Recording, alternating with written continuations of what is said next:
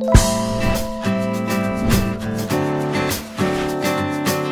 m'appelle Gaëlle, j'ai 37 ans et je suis la créatrice de Corset et Macarons. Je fais de la couture depuis plus de 10 ans maintenant et je touche aussi à beaucoup d'autres arts du fil, que ce soit le tricot, le crochet ou même la broderie.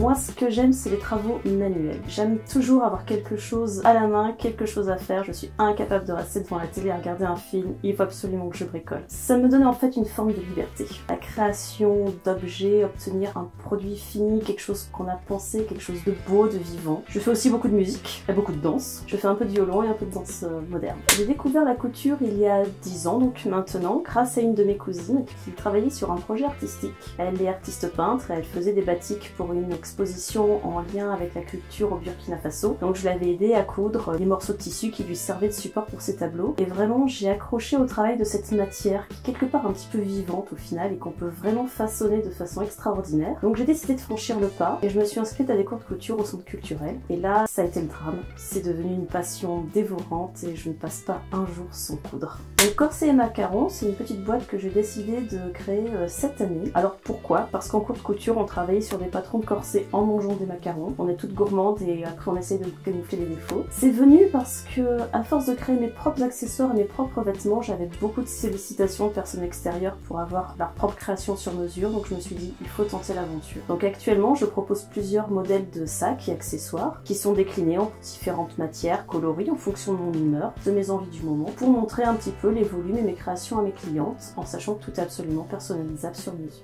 Dans l'avenir, moi j'aimerais continuer à développer ma gamme de sacs en y incluant des empiècements au crochet par exemple, puisque pour l'instant je ne propose vraiment que le travail du tissu, et développer aussi le monde des enfants. Je propose déjà des robes pour petites filles, mais j'aimerais aussi proposer des choses pour les petits gars. Pour moi l'intérêt de Kesalim, c'est surtout de développer l'artisanat local, car avec la mondialisation, franchement, je ne vois plus, de mon point de vue, l'intérêt de faire venir de l'autre bout de la planète ce qu'on pourrait parfaitement trouver à côté de chez nous, de meilleure qualité et pour pas forcément plus cher. Je reviens toujours au même, un produit artisanal a beaucoup plus d'âme qu'un produit, on va dire, manufacturé en grande quantité, et c'est aussi la possibilité d'avoir quelque chose que l'on a choisi soi et qui nous ressemble et pas quelque chose que tout le monde peut avoir. Donc vive le Limousin et vive Kesalim!